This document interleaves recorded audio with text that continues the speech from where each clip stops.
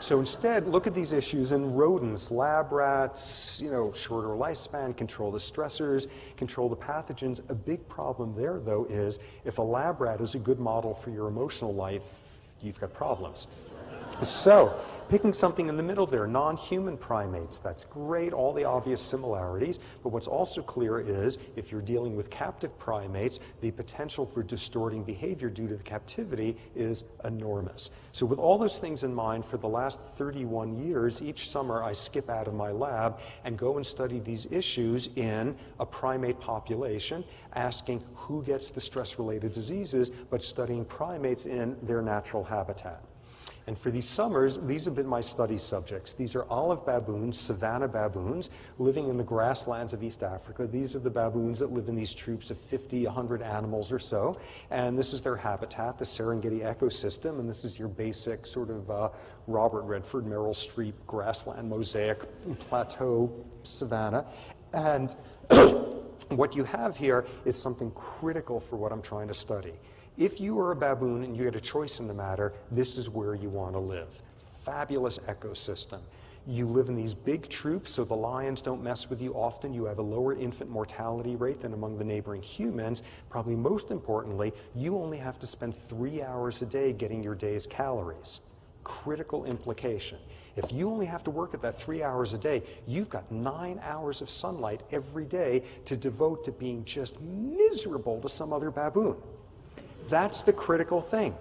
These guys are not getting stressed by predators or malnutrition. They are getting stressed by each other. Overwhelmingly, if you are a baboon in the Serengeti and you're unhappy, it's because another baboon has worked very hard to bring that state about. They are perfect models for westernized stress-related diseases because, like us, they have the luxury of generating psychosocial stress. So what is the stress about in their world? You go and study these guys, and within hours, what's clear is not all baboons are equal. There are instead dominance hierarchies, a number 1, 10, 20, and the quality of life varies enormously. It influences who grooms who. It influences what food you get access to. It influences your mating success to a certain degree. It influences, do you get to sit in the shade in the hottest part of the day? Do you get to sit in the highest branch of a tree? When the leopard's around, rank is very important. Rank is a very powerfully organizing feature of their society. To give you an example, here's a middle-ranking male who has just killed an impala. This is hot stuff. This guy is about to get 3 days worth of protein. This is wonderful. And suddenly, from out of nowhere, along comes the alpha male. And what we see is our guy picks up, and within seconds, the alpha male has the kill, exploiting the labors of the working class. And what you see here, most strikingly, is there was no fight. There was no overt aggression. The guy who left didn't even mumble dirty words under his breath. When the hierarchy is stable, these animals are smart enough to know their place in this society. Rank is a very, very stabilizing, defining feature of their world. So you look at this, and of course you wonder, well, what goes into being a high-ranking baboon? And for reasons I can explain later if there's time, 90% of my work over the years has been on males rather than females. What goes into be a high-ranking male baboon? One critical feature of it is to win the right fights. Male baboons have huge canines, bigger than an adult male lion's. They use them. They have the highest aggression rates of non-human primates. Here's a male with a deep canine slash in his shoulder, and this is not just ritualistic fighting. This is a male who had joined a troop of mine a few weeks before, and the only way of describing this guy is he had terrible political skills. He was hassling all sorts of guys he had no business going near. One night, coalition of 6 of them ganged up on him, and this is what was left in the morning. Over my 30 years, the leading cause of death of male baboons are male baboons. So extreme high rates of violence. Far more often, though, you get threats of violence. You get conventionalized gestures like this threat yawn, where it is clear what you're telling the guy in the other tree there is, look, you remember what happened last week? I've got the same teeth as then. Do us both a favor and don't push your luck. And most of the time, they don't push their luck. Instead, they give a conventionalized gesture of subordination. So violence or threats of violence. If that's all these guys were about, they would be boring. What they're mostly about, though, are things that look real familiar to us, things that have to be defined as psychologically stressing each other. So what is it that makes psychological stress stressful? Jumping over a huge literature, what you see is for the same external reality, we feel more stressed, we activate more of a stress response, we're more at risk for a stress-related disease if we feel like we have no outlets for the frustration caused by the stressor, if we feel like we have no control, no predictability, if we interpret things that things are getting worse, and if we lack somebody's shoulder to cry on. And baboons are brilliant at manipulating these variables in each other. First example. Here is a male baboon who is in a sexual consortship with a female. This female is in estrus, in heat, ovulating, and he's sitting there grooming her. He has been with her for the last 3 days. And you'll notice, just happening to be 6 feet away on the other side of the bush, is another high-ranking male baboon who just happens to have been 6 feet away around the clock for the last 3 days. Never an inch closer, never an inch further, not fighting with the guy, not even threatening him, just around. Just constantly present, just harassing the consortship. And this is enormously costly. This guy hasn't slept in days, he hasn't eaten. What you wind up seeing is almost half the time, this guy will pick up and voluntarily relinquish the consortship to this guy. This is not violence or threats of violence, this is grinding psychological stress. Next version. Here we have one of the wild card strategies for a male baboon, which is get yourself a coalitional partner to back you up in a fight. And if you've got one you can rely on, this is really great, and you can be unstoppable at that point. And here we see 2 of these coalitions facing off. And if you don't know baboon body language, these are 4 very uptight baboons. And what's clearly about to happen is violence about to break out. And a second later, yes, indeed, the fighting begins. Anybody see the 4th baboon? There he is.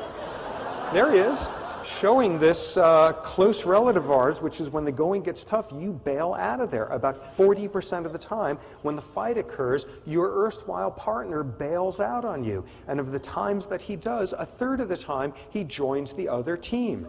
Talk about psychological stress. You go into a fight that's life-threatening, and you don't even know who's on which side. Final version. Here we have a male, again in a sexual consortship with this female, grooming her, and in this case he's being harassed by this guy, high intensity, a foot away, threat yawning him in his face. This guy in the middle is under stupendous pressure. You know he is going to crack, he is going to become violent, and a second later, yes indeed he does, he spins around and he bites the female. Oh. Another feature of this close relative of ours, which is when the going gets tough, look at somebody smaller to take it out on. About half of baboon aggression is third-party aggression dumping on an innocent bystander. A male loses a fight, chases a subadult who bites a female, who slaps a juvenile, who lunges at an infant. What does this mean? You're sitting there minding your own business, bird watching, and some other guy's having a bad day, and it's your rear end that gets slashed. Lack of control, lack of predictability. So looking at all of these traits, what goes into being a high-ranking individual in this sort of world? Yes, being big and muscular and big canines and all that sort of thing, but also all sorts of social intelligence stuff. Which coalitions you form, which ones you don't go near. Impulse control, which provocations you could ignore, as opposed to getting into every fight that eventually leaves you crippled. And starting with these guys in the 70s, it struck me watching them. Another feature of this was successful males in a world like this will have bodies that deal well with stress. And that's what I proceeded to go and study, and what I'll show you is I then wasted my next 15 years studying that, because it turns out that was a stupidly simplistic question to ask, because there's something much more interesting happening. Okay, so how do you study this? What does your social rank have to do with your stress physiology? Part of what you do is your basic Jane Goodall scene of collecting behavioral data, but what you also then have to do is get physiological data out of these guys with all sorts of constraints. And this is a frame from a PBS thing a few years ago, and you could see in this frame a white flash there on this guy's shoulder, a blowgun dart exploding at that point. All sorts of constraints. You got to get an anesthetic that doesn't mess up the hormone you're trying to study. Next, you got to dart everybody roughly the same time of day and season to control for rhythmicity. Next, if you're trying to get a first blood sample out of a guy that tells you something about nice resting levels of stress hormones, you can't dart somebody if he's had a fight that morning, if he's injured, if he's sick, if he's mated. You want to look at cholesterol, you can't get somebody if he's had breakfast yet that morning. Next constraint, you can't dart somebody if he knows it's coming. There can't be any anticipatory stress. So you can't just get in your Jeep and chase the guy around for 3 hours, and when he's winded, you suddenly nail him. Final constraint, if you want to get that first basal sample, you've got like 1 to 2 minutes from the time the anesthetic kicks in to get a first sample out of the guy. So given all those constraints, about once a decade it works flawlessly, and you've got an anesthetized baboon at that point. You take blood, CSF, tissue biopsies, you can have a fancy heparin-locked syringe on your acacia branch. You get all your samples there. Samples are processed on a hand-crank centrifuge, which is as awful as it sounds. Guy recovers overnight in the cage, let him go the next morning to his buddies. Get your dry ice shipment once every 2 weeks, keep your samples frozen, sneak them through customs, and you're all set. Okay. So given this, what have I looked at over the years? What's going to be the first thing I look at? What's the relationship between rank and glucocorticoid levels? And by now, you can absolutely define the perfect profile. What do you want? Absence of stress, you want like 0 glucocorticoids in the bloodstream. Along comes a psychological stressor, don't get suckered in by it, keep the same low levels. Along comes a real physical stressor, have the biggest, fastest response possible, and the second it's over with, have the biggest, fastest recovery you can get. And that's exactly the profile that you don't see if you're a low-ranking baboon. Everything in them is worse. Basal levels of glucocorticoids are elevated. They're elevated even in the absence of stress, because if you're low ranking, you're always stressed. You spend 2 minutes digging some food out of the ground, anybody can rip you off. You spend the whole morning getting somebody to groom you, anybody else can disrupt it. You're sitting there, you get your rear end slashed by somebody else. Lack of control, lack of predictability, lack of outlets. When a real stressor finally does come along, subordinate guys have a sluggish stress response. When it's over with, they have a sluggish recovery. Exactly what you don't want to have. And I then spent the next dozen summers out there sort of doing circuitry on these guys, trying to understand what's working differently according to rank at the level of brain, pituitary, adrenals, that accounts for these elevated glucocorticoid levels in subordinate baboons. And mechanistically, what you turn out to see is you get hypercortisolism in a subordinate baboon for the same exact reasons that you see elevated glucocorticoid levels in a human with major depression. Cognitive psychology soundbite, depression is learned helplessness. In lots of ways, being a subordinate baboon is an adventure in learned helplessness. Okay, so using this approach, working up and down all sorts of different physiological systems, and you always see the same thing. It works completely differently depending on your rank, and consistently, it's the low-ranking baboons who are more set up for stress-related disease. So this seems really straightforward, which is, go out and be a big high-ranking baboon and fight and win, and one big social Darwinism blowout there. Let me spend the last couple of minutes, though, showing how this is totally wrong and how there's much more interesting stuff going on that is much closer to home. Yes, your social rank is important, but first qualifier, far more important, is the sort of society in which this occurs. One example among many. All the data I just summarized for you come from hierarchies that are stable. What do I mean by stable? Number 5 wins 95% of his interactions with number 6.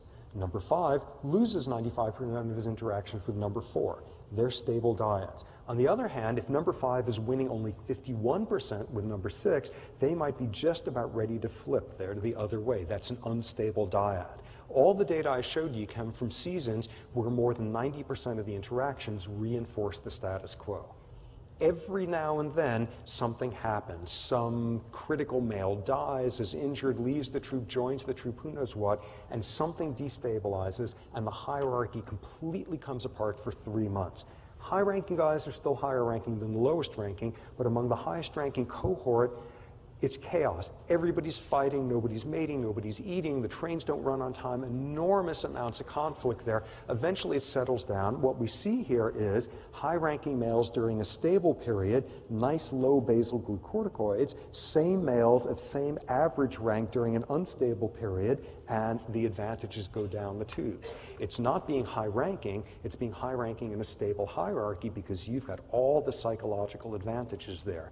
Be high-ranking, be in the Tsar's palace while the revolution is happening at the gates. That's not a very good place to be. When the hierarchy is unstable, it's the highest ranking individuals who now show the worst health. So it's not just your rank, it's what the rank means. Next, It's also how you personally experience this. Two examples, actually, interest of time, one example. Okay, this was some years ago. An extremely aggressive male joined the troop who, no doubt trying to impress the other males, spent all of his time attacking various females. And 2 weeks after he joined the troop, I was able to keep track of how many times had females been attacked by him to the point of his drawing blood, ranging from females who were lucky and those who were attacked most frequently. Then I darted a whole bunch of these females and looked at their white blood cell counts. Just Neanderthal immunology, but the best that could be done out there. And what you see here is a dose-response relationship. The more often they were attacked by this guy, the more immunosuppressed they were. Here were white blood cell counts in the females before the guy joined the troop. So you say, ooh, what are the effects of a destabilizing aggressive male and immune function of female baboons? The answer is, it depends. It depends on your personal experience of it. If you're lucky enough to be sitting on the sidelines, it has no effect whatsoever. It's not the abstract state of being in a violent society. It's how often is your own personal nose being rubbed in it. Final variable. And this is the strongest one. Yes, rank is important, as well as its meaning, as well as personal experience, but most important probably is your personality with which you filter all of this. Now, 20 years ago, if a primatologist said the word personality, they would instantly have their tenure taken away. This is now the hottest term in primatology. Non-human primates have stable, long-term differences in temperament. And a number of years ago, what I did was sit down with 15 years of behavioral data and try to come up with every personality marker I could think of in these baboons. You anthropomorphize like crazy. What's a baboon's equivalent of a hobby? What's a baboon's, smiling on the right side of the street? All that sort of thing. Came up with like 50 measures, control for rank, control for stability of rank, ran it against the physiology, and out came an interesting finding, which is all of the good physiology you get if you are a high-ranking male in a stable hierarchy has nothing to do with being high-ranking. It is all due to some personality styles that tend to go along with high rank. And you could be number one in the troop, and if you don't have any of these styles, you're going to be just as hypercortisolemic as number 20. So the final question here becomes, what personality style works for a baboon? And given that I'm from San Francisco, I could spend my weekends in like Marin giving hot tub seminars to baboons, teaching them how to manage stress by being exactly this way. How does a male baboon go about competing with other males? First variable, can you tell the difference between threatening and neutral interactions in the world? What does this look like? You got a male, he's sitting there, his worst rival on the whole planet shows up and threatens him in his face from a foot away. This is bad news. What do you do? What do you do? You stop what you're doing, you take this defensive, vigilant stance. Sitting there, worst rival on the whole planet shows up and takes a nap 100 yards away. What do? You do whatever you were doing. This is not a big deal. Pathetically, your average male baboon does not behaviorally distinguish between being threatened in the face by his rival and his rival napping. It makes him just as disruptive in his behavior. This is type A personality. This is sitting there saying like, look at that guy, I hate him, and look at the way he's snoring, and he does that just to get on my nerves. This is seeing stressors that other individuals don't. After controlling for rank, if your behavior is just as disrupted by your rival sleeping as threatening you, twice the glucocorticoid levels in your bloodstream. Next variable, the guy is threatening you in your face. What do you do next? Do you abdicate control and let him start the inevitable fight, or do you at least get some control in the circumstance and be the one to start it? Two different ways of measuring this, but showing males who abdicate control, much higher levels of glucocorticoids. Next variable, you've had the fight with the guy. Can you tell whether you won or lost? Oh, this is rather fundamental, and pathetically, again, your average male baboon has the same likelihood of what behavior he does afterward, regardless of whether he's won or lost. If you can't tell the difference between a promotion and losing, you're going to have significantly higher glucocorticoid levels. Finally, you've had the fight and you've lost. What do you do next? Do you go and mope by yourself, or do you go and beat up on somebody smaller? Okay, how best to frame this? Male baboons who lack social outlets and go and mope by themselves, significantly higher glucocorticoid levels. Look at this. Can you tell the difference between big things and little things? If it's a big thing, do you at least get some control? Can you tell if the outcome's good or bad? And if it's bad, do you have some effective coping outlets? People pay to be taught to do this sort of thing. And you go back in the records of these guys, these low cortisol guys, and you look at them back when they were juveniles, and they were like this back when. It's a long-term stable trait. Final marker. Independent of rank, stability of rank, male-male competitive style, etc., the single best predictor of having elevated stress hormone levels is being socially isolated. How often do you groom? How often do you sit in contact with someone else? How often do you hold an infant? All of this being highly predictive. Okay, so what do we got here? First third of the talk, extremely depressing. We are now 60, 70 years having to think about stress as playing adverse roles and how all sorts of outposts in our body function. Almost certainly, we need to think about stress playing an adverse role in the consequences of some of the most common of neurological disasters and how we age and how some of us will age cognitively more successfully than others, and increasing reasons to think this is quite pertinent to our own brains. Amid all that bad news, one version of the good news has shown you at the more reductive end the capacity to understand the nuts and bolts of what goes wrong to begin to design rational interventions, gene therapy, and as we all know, that's just the tip of the iceberg of some things that could hopefully be done down the line. There is hope in that realm.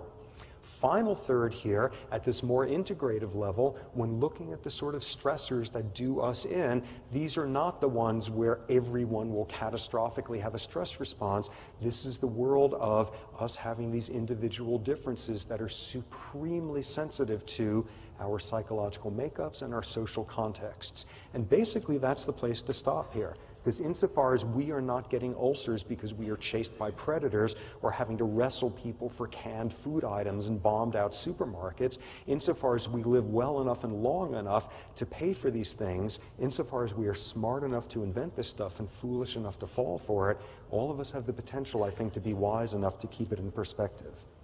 So on that note, let me acknowledge the members of my lab who've done this work, and my field collaborators over the years out in Kenya, including my wife, and thank you for your attention.